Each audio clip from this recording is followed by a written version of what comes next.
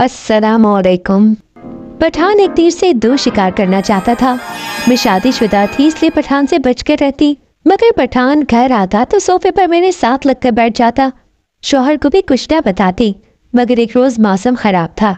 पठान ने इजाजत मांगी तो पास सुलाना पड़ा। मेरे होश उड़ गए। मेरा ताल्लुक मिडिल क्लास फैमिली से था। अल्लाह का दिया सब कुछ था। मेरी पूरी कोशिश होती थी कि मैं अपने बच्चों को दुनियावी तालीम के साथ साथ दीनी तालीम से भी रोशनास करवाऊं, जो आखिरत में उनकी निजात का जरिया बन सके। इसी मकसद के लिए मैंने अपने बच्चे के इस्पारा पढ़ने के लिए कारी साहब को बंदोबस्त किया था, जो दिखने में इंतहाई शरीफ इंसान नजर आता था। मैं सो घर के कामों से फारिग हुई थी कि बेल बजने लगी। यकीनन कारी साहब ही आए होंगे। मैंने बेटे को कहा कि दरवाजा खोलकर कारी साहब को अंदर बिठाए और सिपारा पढ़ ले। खुद भी किचन में कारी साहब के लिए चाय बनाने चली गई। चाय लेकर लाउंज में आई तो वो लाउंज में बैठा मेरी बेटी को पढ़ा रहा था, लेकिन मेरी बेटी बहुत अटक अटक कर पढ़ रही थी। मेरी बेटी न जाने क्यों बेहद नर्वस हो रही थी। मुझे लगा जैसे वो घबराई घबराई सी हो। चाय का कप उस पठान कारी के सामने रखा। उसने नजर झुकाकर मेरे शुक्रिया अदा किया। अब मैं भी सोफे पर सामने बैठ गई।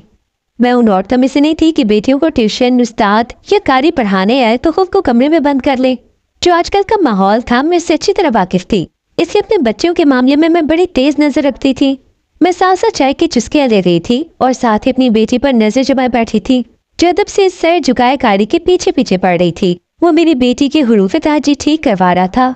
मैं भी वहीं बैठी उस कारी के पढ़ाने के तरीके कार को देख रही थी कि जब अचानक से बाहर की बेल हुई। मुझे उठकर वहां से बाहर जाना पड़ा। मैंने दरवाजा खोला तो मेरी छोटी बहन थी।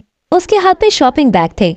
शॉपिंग बैग मेरे हाथ में पकड़ाए और मेरे हाथ से चाय का कप खुद पकड़ लिया और बड़ी बेतकल्लुफी से अंदर जाने लगी। मैं उसे रोकते ही रह गई और बताना चाहती थी कि अंदर मायरा कारी साहब के पास पड़ रही है, लेकिन वो मेरी सुनते ही कब थी। आंधी तूफान की तरह आती थी। अब भी कहीं से शॉपिंग करके आ रही थी। मैं मारिया मारिया कह के पुकारती रह गई, लेकिन वो तब तक अंदर जा चुकी थी। जब तक मैं अंदर पहुंची मारिया उस वक्त तक सोफे पर दराज हो चुकी थी। वो ऐसी ही थी, लापरवाह किस्म की। उसे इस बात का भी लिहाजा था कि सामने कारी साहब पढ़ा रहे हैं। कहने लगी, आप ही पता है ब्रांड पे सेल लगी थी, ऐसे जबरदस्त कपड़े लाई हूँ कि क्या बताऊँ आपको। मैंने कहा, फिलहाल तो यहाँ से उठो, तुम्हें नजर नहीं आ रहा मायरा पढ़ रही है। उसने एक नजर मायरा पर डाली और दूसरी कारी पर और तीसरी नजर मुझ पर डालकर कहने लगी, तो मैं कहाँ मायरा को पढ़ने से रोक रही हूँ। यहाँ से उठो, चलो कमरे में, मैं तुम्हारी सारी शॉपिंग देखती हूँ। मारिया उठकर मेरे कमरे में चली गई और मैं भी अपने कमरे में आ गई।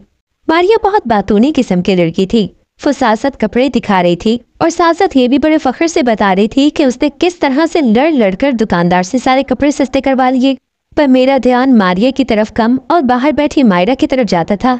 अभी चंद दिन पहले ही मेरे शौहर ने इस कारी साहब को बच्ची को कुरान पढ़ाने के लिए रखा था, इसलिए मैं चाहती थी कि उस वक्त तक मैं बाहर बैठी रहूं और अपनी बेटी का ध्यान रख सकूं।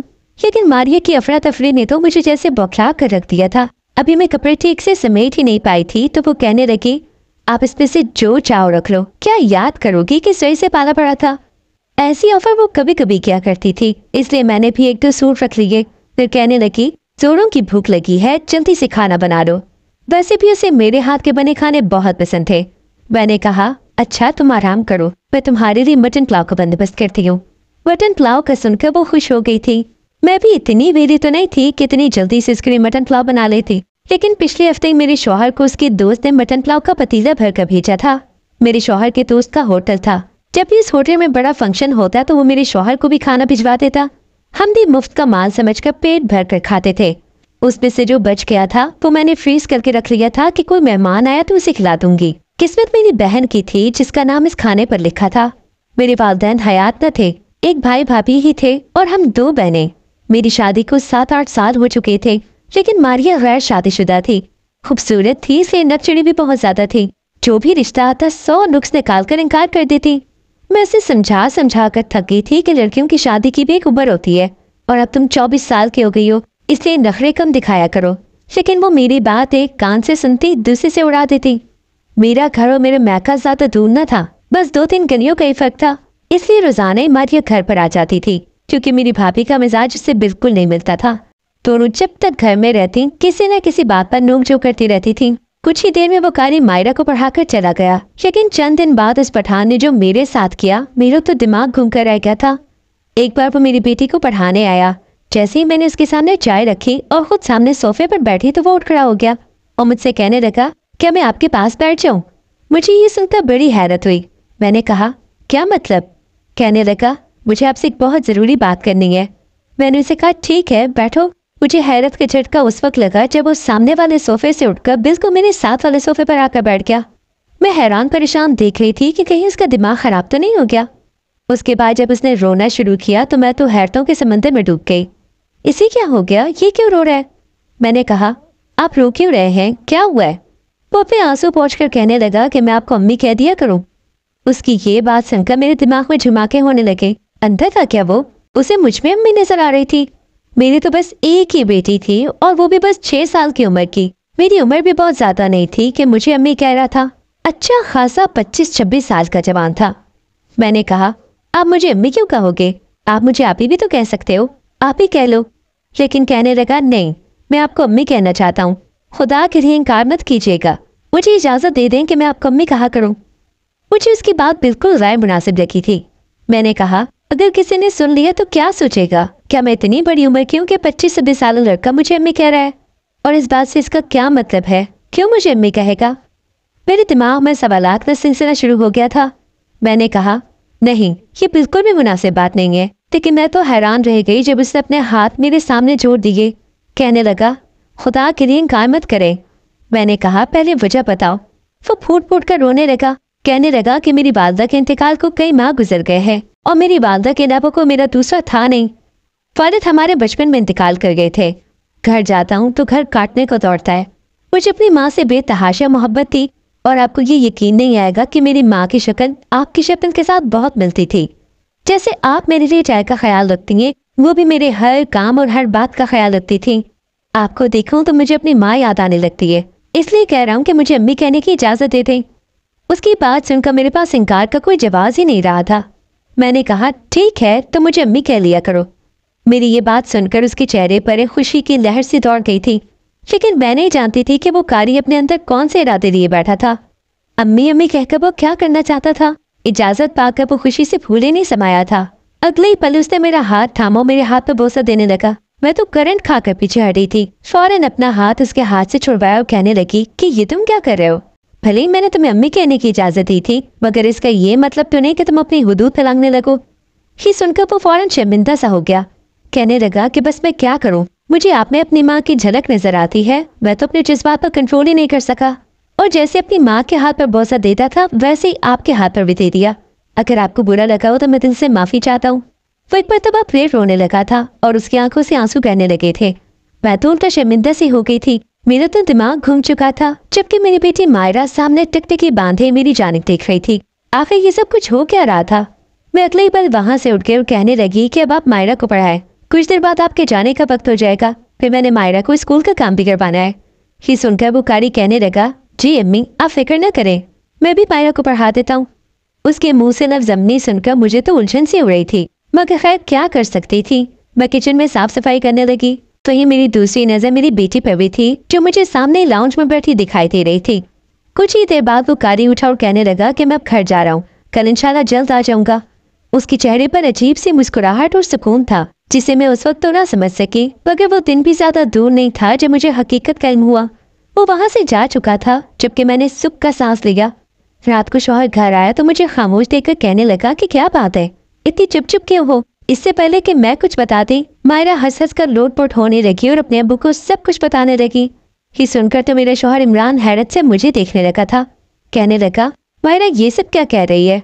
मैं तो सोच भी नहीं सकती थी कि वो लड़का इस हद तक पागल हो सकता है। मैंने मायरा को घूरी डालकर देखा। बहरहाल अगले रोज मायरा की तबीयत खराब थी तो उसने स्कूल से भी छुट्टी कर ली। कुछ ही देर गुजरी थी कि मारिया भी घर पहुंच चुकी थी।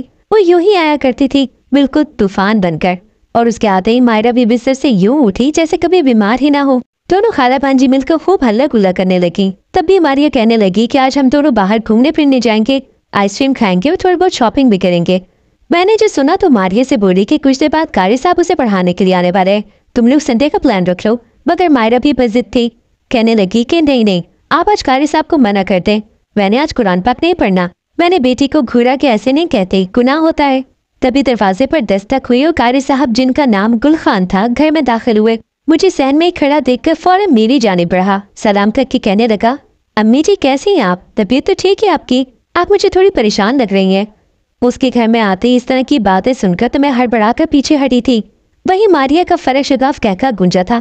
कहने लगी, कारी साहब आपका दिमाग तो ठीक है, जवान जहान आप ही को अम्मी क्यों कह रहे हो? उसकी फर्क शगाफ कह के सुनकर तो जैसे मैं शर्मिंदा सी हो चुकी थी। मुझे तो अब उस कारी का ज़हनी तवाज़ुन खराब लगने लगा था। जबकि मेरी बहन हंस हंस कर दूरी हो रही थी, तभी मायरा ने एक बार फिर अपना पटारा खोला और पटर पटर बोलकर सब कुछ अपनी खाला को बताने लगी। ये सुनकर तो मारिया कहने लगी, लगता है कारी साहब पागल हो चुके हैं।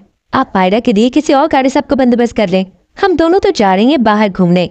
उस वक्त मेरी बहन ने जीन्स और टॉप पहन रखा था, जबकि कारी साहब ने जब मेरी बहन के मुंह से ये सुना तो चेहरे पर नागवारी सी उभर आई। कहने लगे, अव्वल तो औरतों को बगैर किसी मैडम रिश्ते के घर से बाहर जाना नहीं चाहिए, और अगर आप जा भी रही हैं तो मुनासिब पर्दा करके रखें ताकि कोई गैर आप पर नजर न उठा सके, बिल्कुल अपनी बड़ी बहन की तरह, जैसे ये हर वक्त बापर्दा रहती हैं। आज तक मैंने कभी इनके सर से दुपट्टा उतरा हुआ नहीं देखा। इस तरह रहा करें ताकि ना तो किसी गैर की नजर पड़े और ना ही कोई आपको देख सके। ये सुनकर मेरी बहन ने सर झटका था, जबकि वहीं उसका चेहरा भी सुर्ख हुआ था। कारी साहब के जोर देने पर मारिया और मायरा दोनों को बैठकर आज का सबक पढ़ना पड़ा, क्योंकि मायरा बज़िद थी कि मारिया खाला भी मेरे साथ बैठकर वो सब पढ़ेंगी जो मैं पढ़ रही हूँ। इसलिए उसने अलमारी से मेरा ही एक सादा सा लॉन का ट्राउजर कुर्ता पहनकर सिर पर सलीके से दुपट्टा लिए बैठ चुकी थी। इसके बाद दोनों खाला बांझी घर से चली गई और कारी साहब भी अम्मी अम्मी की रट लगाए वहां से चले गए। मैं तो सोच चुकी थी कि जल्दी इस कारी से पीछे छुड़वाती हूँ। अजीब ही बददिमाग सा था। बरसात का मौसम शुरू हो चुका था। एक रोज जब वो मायरा को पढ़ाने के लिए आए तो बारिश की वजह से घर से बाहर निकलना दोपहर हो चुका था। कारी साहब वहीं रुककर कितनी ही देर इंतजार करते रहे, यहाँ तक कि रात हो गई। मुझे तो वहां पर उसकी मौजूदगी चढ़ाने लगी थी। एक तो मेरे शौहर भी आज दूसरे शहर गया था और यूं इस जवान जहां लड़के को घर पर रहना अजीब से वसवसे डाल रहा था। तभी वो कारी मेरे पास आया और कहने लगा, अम्मी अगर आज मैं आपके साथ इसी घर में रह लूं तो आपको कोई मसला तो नहीं होगा? बाहर जिस कदर मौसम खराब है मेरे लिए जाना नामुमकिन सी बात है। मैंने ना चाहते हुए भी उसे गेस्ट रूम में रुकने की इजाजत दे दी। रात का खाना हमने मिलकर ही खाया था। खाने से फारिग होकर मैंने मायरा को सुलाया और जब अपने कमरे में सोने लगी तो वो कमरे से बाहर निकल कर आया। बड़े बेचैन सा लग रहा था। मुझे बुलाकर कहने लगा कि अम्मी मुझे आपसे जरूरी बात करनी है, अगर आप मुनासिब समझे तो मेरी बात सुनेगी। इस वक्त उसे मुझसे क्या जरूरी बात करनी थी, मैं सोच में पड़ गई। फिर चलती हुई उसके पास गई, पूछा तो जो बात उसने मुझे बताई मेरे तो पैरों तले से जमीन निकल गई। वो तो मेरी बहन मारिया से शादी करना चाहता था। उसका कहना था कि इसके आगे पीछे कोई नहीं है, वरना वो जरूर किसी को मेरे पास भेजता। कहने लगा कि मैं अपना माकूल रोजगार कमाता हूँ और मैं आपकी बहन से शादी करना चाहता हूँ। अब सारी बात मेरी समझ में आ रही थी कि क्यों वो मुझे अम्मी कह रहा था, क्यों मेरी इतनी तारीफें कर रहा था ताकि मेरा दिल जीत कर मेरी बहन तक पहुँच सके। बहरहाल मैंने इस बारे में अपने शौहर से जिक्र किया तो उन्हें ये रिश्ता मुनासिब सा लगा, मगर मारिया तो चिढ़ गई थी। कहने लगी, मैं क्यों इस कारी टाइप बंदे से शादी करूँ? 100 नुक्स निकालती रही। मैंने उसे सोचने का वक्त दे दिया। इस दौरान मेरे शौहर ने उस कारी का पता करवाया तो जो कुछ वो कह रहा था बिल्कुल सच था।